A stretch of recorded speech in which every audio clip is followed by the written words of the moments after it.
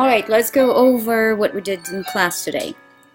So we had gas law stoichiometry, and before we went into anything, we also talked about what STP is. I told you what it was before, but just to remind you, STP stands for standard temperature and pressure. Standard temperature and pressure stand for pressure that equals 1 atmosphere and temperature 0 degrees Celsius, which you remember you add 273 to it to get it into kelvins, because in chemistry we always use kelvins. Now, any gas at STP, which is at pressure of 1 atmosphere and temperature of 273 kelvins, occupies the same amount in liters, so the same volume, providing that we consider that gas, whether it's vapor, water vapor, whether it's oxygen, hydrogen, CO2, anything, any gas that we believe to be ideal, which is simplified, but anyway, for the sake of the exercise, any gas at that standard pressure and temperature occupies the same volume.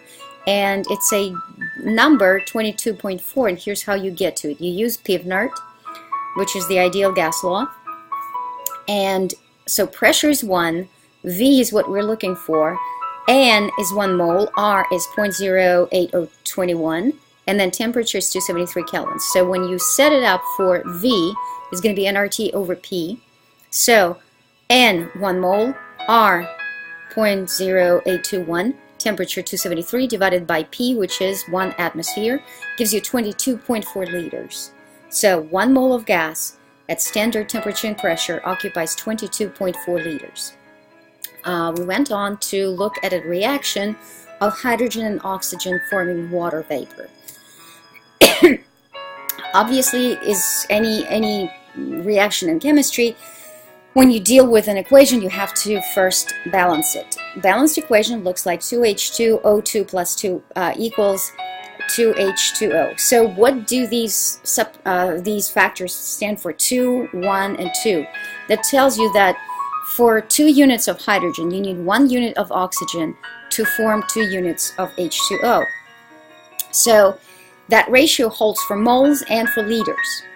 So if you have, say, 2.4 liters of oxygen, to completely react with hydrogen, you need to provide twice of that. So that would be 4.8 liters of hydrogen.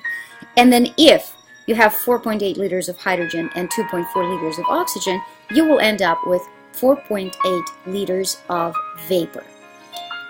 Again, I already said that it also stands for moles. This ratio will hold for moles. So if you have 3.6 moles of hydrogen, you need half of that with oxygen. So that would be only 1.8 liters of oxygen. And then you'll get 3.6 liters of water vapor. So that was our basics, kind of recalling what stoichiometry was about and how to use universal gas law or ideal gas law. So then we looked at the first example. So here's our balanced equation, and we knew that we had 5 liters of oxygen, and the question was how many liters of water we would get in this reaction.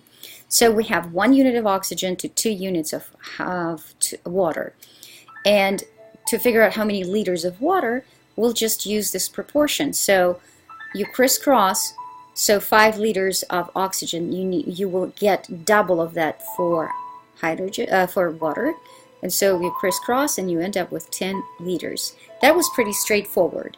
And then we looked at grams. So if we have 55 grams of oxygen, how many liters of water will we get? So again, the proportion, the ratio is 1 to 2. So to figure out the number of liters of this, we need to know how many moles we're dealing with. To figure out how many moles of water we get, we need to know how many moles of oxygen we have to begin with, providing that everything reacts completely. So to figure out the number of moles of oxygen, we just use the usual thing. We know the grams, so that's the mass, and the molar mass for oxygen is 2 times 16, which is 32.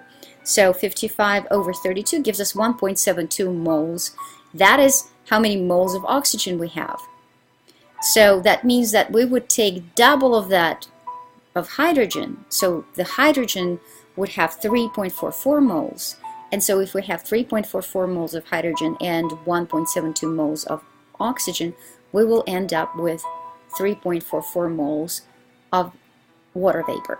Now, if this is standard temperature and pressure, I know that 1 mole of water would occupy 22.4 liters, but I have 3.44 moles. So if I multiply those, I end up with the number 77.1 liters, and that is the answer to this problem. So if I have 55 grams of oxygen reacting with hydrogen completely, you will end up, or I will end up, or we will end up, who cares, with 77.1 liters of water.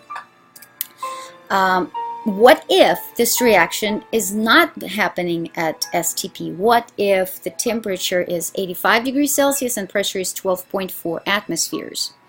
The ratio still stands, the ratio of moles.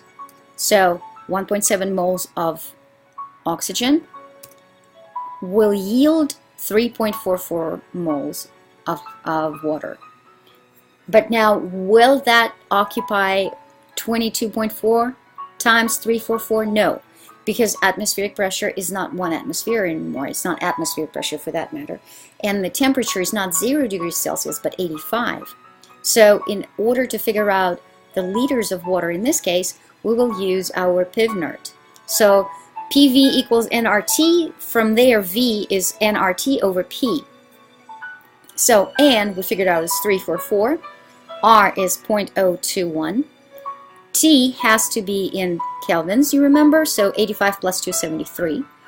And my pressure is 12.4. So when you put all this into your calculator, you end up with 8.15 liters. More than what we had before. Well, actually not more.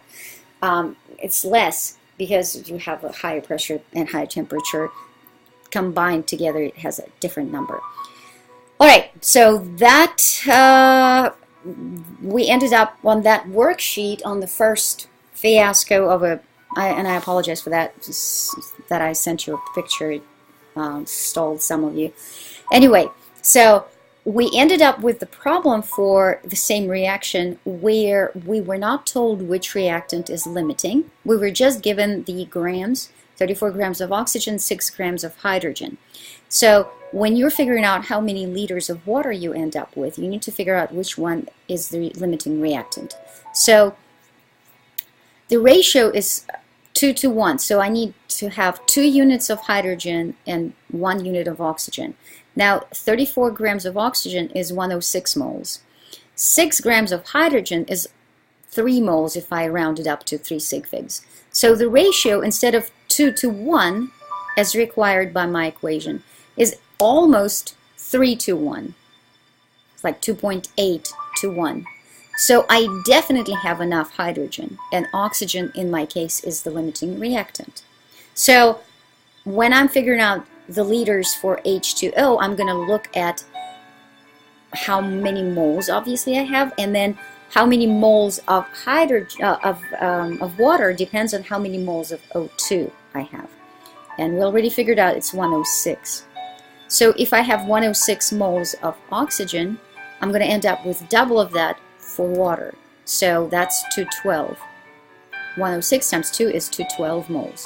And so if it's 2.12 moles and it's STP said in the problem, then you remember that 1 mole is 22.4 liters at normal standard temperature and pressure.